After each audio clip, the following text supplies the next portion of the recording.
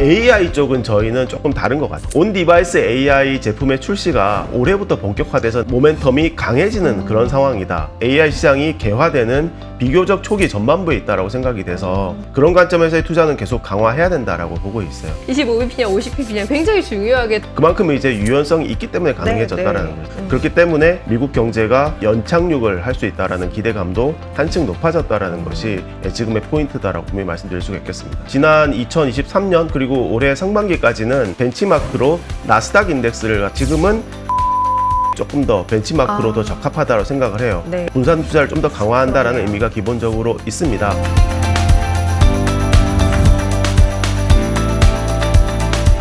네, 10월입니다. 10월장에 대한 투자 전략 오늘 이 시간 통해서 마련해 보시죠. 월간 투자 전략 박기찬 센터장님 오셨습니다. 안녕하세요. 안녕하세요. 네, 안녕하세요. 9월은 뭐 이제 추석도 있었고 이러저러해서 금방 지나간 것 같아요. 맞습니다. 네, 10월도 초에 이제 퐁당퐁당 휴일이 또 예정돼 네. 있어서 네, 전반부는 좀 쉽게 지나가지 않을까 싶은데 일단 9월을 저희가 되돌아봤을 때 굉장히 중요한 이벤트가 있었어요. 네. 이제 통화정책의 방향의 변화를 줬던 FOMC가 열렸고 거기서 연준은 생각했던 것보다 더 큰 폭의 금리 인하를 결정했습니다. 예상과 달리 보다 적극적인 완화로의 방향성을 보여준 연준이 이 같은 결정을 한 이유에 대해서 일단 오늘 좀 들여다볼까요? 네. 뭐 이유는 어쨌든 인플레이션에 대한 더 높아진 확신이다라고 이제 말씀드릴 수가 있겠고요. 네. 그래서 결론적으로 중요해진 것은 빅컷을 뭐 한다 안 한다 보다 연준한테 유연성이라고 하는 부분이 상당히 배가 되었다라는 부분을 갖다가 확실하게 강조드릴 수가 있습니다. 네. 그러니까 연준은 시장 상황에 따라서 인플레이션이 여유가 없으면 사실 유연하게 대응할 수가 없단 말이에요. 그게 이제 뭐 2022년 이후에 시장이 크게 조정받을 때 핵심적인 이유였는데 네. 지금은 상황에 따라서 유연하게 대처할 수 있게 되었고 인플레이션에 대한 자신감이 한층 높아졌기 때문이다라고 분명히 말씀드릴 수가 있는 겁니다. 그래서 뭐 관련된 차트도 제가 정리했습니다만 최근에 이제 주거비를 제외한 핵심 소비자 물가에 있어서 안정화가 분명합니다. 그림 보시면 뭐 막대 그래프가 가장 최근 건 또 올라왔네라고 보실 네, 수 있겠습니다만 이게 높이가 0.1이 안 돼요. 그러니까 그만큼 낮은 것이고 뭐 3개월 연속 마이너스 하다가 뭐 기저효과도 불리한데 이 정도 올라온 거는 사실은 아무것도 네. 아니고 뭐 그에 따라서 전년비는 지금 1%대 중반까지 떨어졌단 말이에요. 그러니까 뭐 주거비 부담은 아직 있다라는 걸 우리가 계속해서 잘 알고 있습니다만 그거는 시간이 지나면 어쨌든 조금씩은 다 완화될 문제, 해결될 문제라고 보시면 되겠고 이렇게 주거비를 제외한 어떤 인플레의 어떤 본연의 부분에 있어서 많이 안정화됐다라는 거, 그에 따라서 연준이 움직일 수 있고 향후에 추가적으로 빅컷을 뭐 한 번 더 할 수 있다, 두 번 더 할 수 있다 이런 것도 그만큼 이제 유연성이 있기 때문에 가능해졌다라는 거죠. 제가 이제 유연하다라는 표현을 갖다가 계속해서 강조드리고 그렇기 때문에 미국 경제가 연착륙을 할 수 있다라는 기대감도 한층 높아졌다라는 것이 지금의 포인트다라고 분명히 말씀드릴 수가 있겠습니다. 일단 FOMC 이후에 연준이 뭐 50bp 금리 인하를 했다, 빅컷을 했다라는 데 초점이 맞춰졌습니다만 그 자체보다는 그 이면에 연준이 이렇게 보다 유연하게 움직일 수 있었던 이유가 무엇이었느냐라는 데 조금 더 집중을 해야 한다라는 것이고 그 이유는 역시 인플레에 대한 자신감이 네. 묻어나는 결정이었다라는 네. 거예요. 그렇습니다. 뭐 50bp인지 25bp인지 중요하지 않다라고 이야기하셨습니다만 사실 그래도 시장은 어쨌든 네.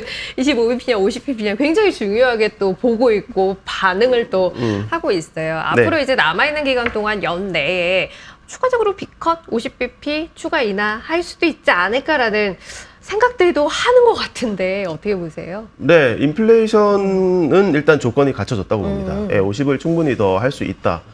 지금 시장에서는 남아있는 두 번의 회의에서 50 이렇게 연속으로 네. 추가로 100이란 얘기죠. 연내 100. 그렇게까지도 이제 이미 기대를 많이들 네. 하고 있어요. 물론 컨센서스는 이제 50, 25 이 정도인 것 같은데. 네. 근데 어쨌든 저는 사실 그 부분에 대해서는 살짝은 좀 보수적으로 보고 있습니다. 왜냐하면 인플레이션 조건은 갖춰져 있는데 이 실업률 조건이 그렇게 50을 갖다가 지지할 정도 상황까지는 저는 아닐 것이라고 봅니다. 네.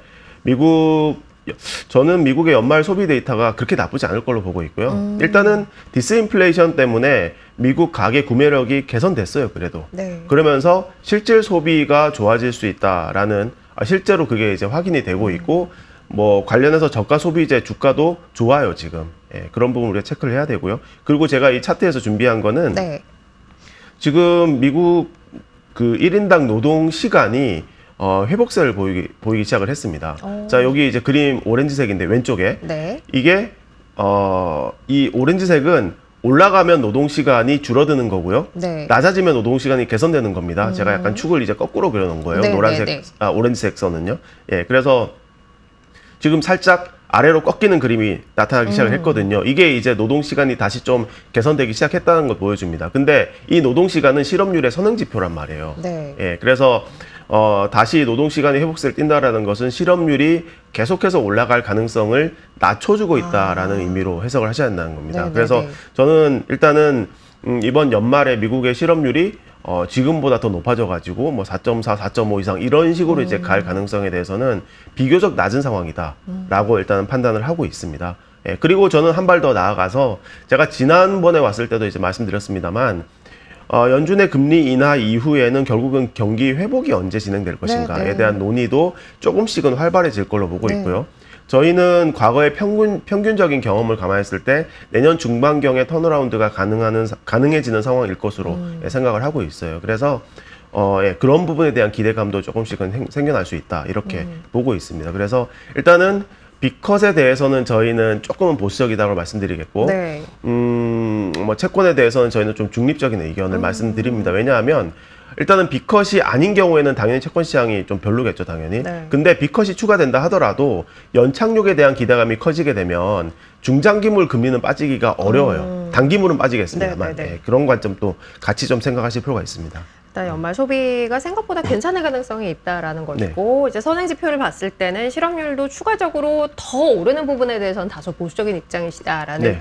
판단이에요. 인플레이션에는 여력이 있지만 지금 이제 실업률 지표 또 뭐 소비 관련 지표들을 봤을 때는 추가적으로 연준이 아주 크게 움직일 가능성은 제한적일 것이다라는 네. 생각을 정리해 주셨어요. 그와 함께 이제 미국의 경기는 곧 완만한 둔화 끝에 반등하는 모습까지 보일 수 있을 것 같다라는 이야기를 하셨는데 주식시장은 이제 선행해서 움직이다 보니까 그쵸. 그러면 이제 그런 관점 하에서 시장의 대응을 어떻게 해야 할까요? 라는 또 질문 드려야 될 것 같아요. 예, 그렇습니다. 예. 일단 저희가, 일단 채권에 대해서 제가 이제 연준이 빅컷이 아니면은, 설령 빅컷이다 할지라도, 그렇게 추가적인 어떤 가격 상승의 여지가 당분간은 많지 제한적이다. 않다. 이렇게 말씀드렸잖아요. 그럼 주식은 어떨 것인가라는 건데, 빅컷이 아니더라도 저는 주식시장이 이렇게 충격을 받지 않을 거로 보고 있습니다. 왜냐하면, 데이터가 받쳐주면, 연착륙에 대해서 시장이 신뢰만 있으면, 25bp를 인하하더라도 그렇게 나쁘게 반응하지 않을 것이다라고 기본적으로 보고 있고요. 그런 시장의 어떤 전체적인 그림화에서 전략을 어떻게 네. 꾸려나갈 것인가를 다시 한번 말씀을 드릴 건데, 일단 저희는, 지금 현재 경기 국면상, 네. 조금은 안정적인 포트폴리오가 필요하다라고 말씀은 드리겠습니다만, 사실 저희는 그냥 너무 이제 뭐 디펜시브 이런 식으로 가기보다는 네. 바벨 전략을 저희가 추천을 드리고 있습니다. 예. 일단은 현재 국면이 경기 어떤 사이클상 둔화의 후반부에 가까워지고 있다라는 것이 저의 판단이고요. 예, 그런 관점이기 때문에 사실 이런 국면에서 선택할 수 있는 옵션이 몇 가지가 있기는 한데, 근데 일단은 마켓에서 헬스케어에 대한 관심도가 굉장히 높단 말이에요. 네. 굉장히 선호하고 있는 상황인데, 사실 이런 헬스케어의 위치상 헬스케어하고 기술주 IT를 갖다가 섞어가게 되면은 네.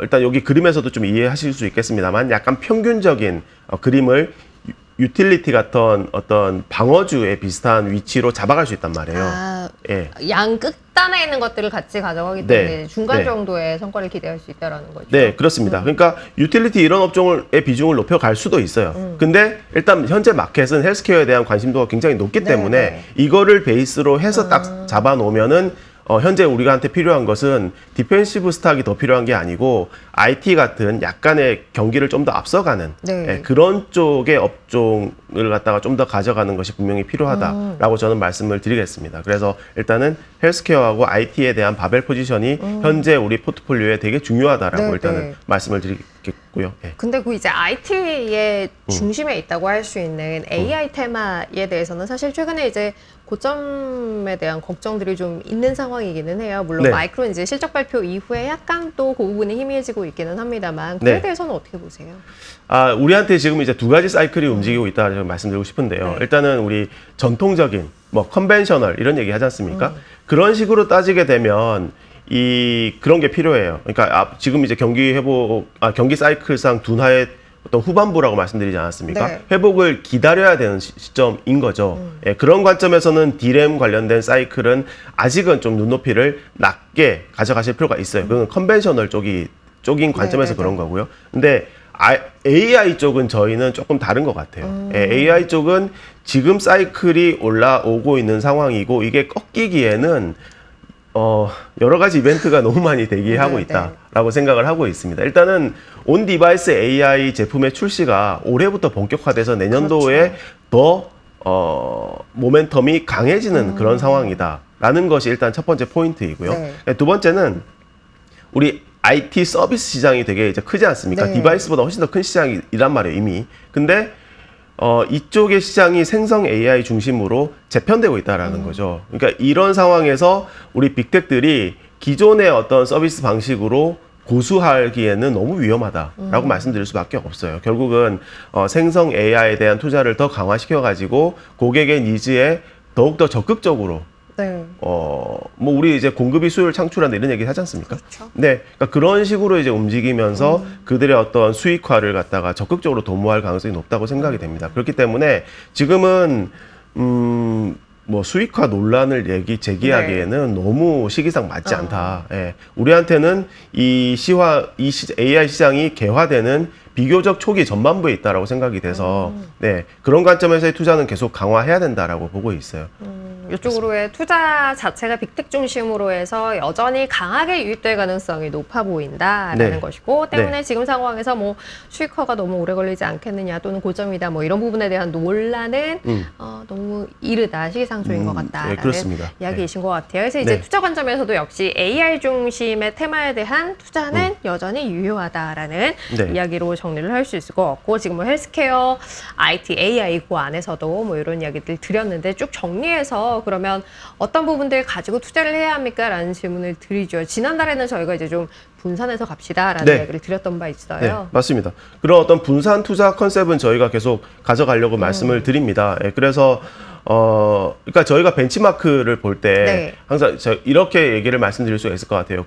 한 지난 2023년 그리고 올해 상반기까지는 저희는 벤치마크로 나스닥 인덱스를 갖다가 봤다고 보시면 될 것 네. 같아요. 근데 저희가 7월 달에 크게 조정받은 이후로 마켓의 로테이션 움직임이 심상치 않다라고 느끼고 있는 상황이고 조만간 어쨌든 내년도에 경기가 좀 회복될 수 있는 그런 포지셔닝도 지금 이루어지고 있기 때문에 지금은 S&P 500이 조금 더 벤치마크로 더 적합하다고 생각을 해요. 네. 그러니까 그게 이제 분산 투자를 좀 더 강화한다라는 그러네요. 의미가 기본적으로 있습니다. 그리고 어쨌든 저희가 현재 상태에서는 AI 이런 논란으로 인해서 좀 조정을 받았던 이런 테크를 갖다가 지금은 괜찮은 관점으로 시점으로 보고 있어요. 그래서 저희가 좋아하는 섹터는 AI 뭐 반도체 이런 테마 계속해서 보고 있고요. 그다음에 앞서 말씀드렸던 대로 시장이 현재 굉장히 선호하고 있는 헬스케어 그리고 이제 이걸 조금 더 확장적으로 해석하면 뷰티 이런 산업까지 네. 해당이 되는 거고요. 그다음에 뭐 전력기기, 방산 저희가 계속 좋은 관점을 말씀드리고 있고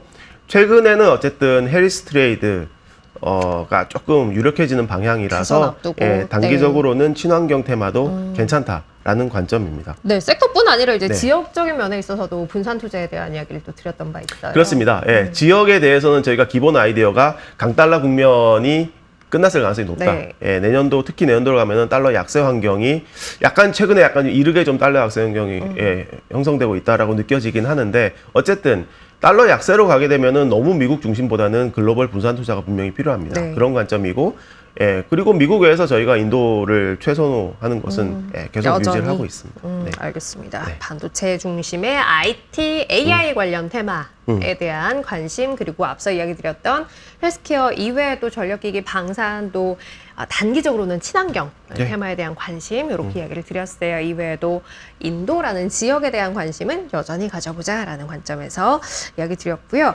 이 내용들이 다 들어가 있는 추천 ETF 포트폴리오 있어요. 네. 또 지난달에는 변화가 좀 있었는데 이번 네. 달은 어떤가요? 일단 변화를 좀 줬기 때문에 네. 그대로 일단 유지 네. 하는 것으로 정리했습니다. 어쨌든 지난 한 달 동안 보면은 AI 쪽 사실 뭐 8월까지 조정을 많이 받았다가 좀 반등을 한 것이 좀 눈에 보이고요. 그 다음에 금값이 계속 상당한 강세를 보였습니다. 상당해요. 네. 예, 그리고 사실 지난 3개월간으로 보면은 확실히 이제 그 다음에 저희가 추천드리고 있는 것 중에 고배당 리츠의 수익률이 네. 상당히 좋았어요. 그러니까 이게 이제 다 금리 인하, 디스인플레이션에 따른 이제 금리 인하 테마 관점에서 금하고 리츠가 상당히 좋았었고 지금 B컷에 대한 기대감이 좀 유지가 되고 있기 때문에 단기적으로 조금 더 강세가 이어질 가능성은 높다. 그리고 뭐 인도 계속 괜찮네요. 여전히? 예, 네, 그렇습니다. 알겠습니다.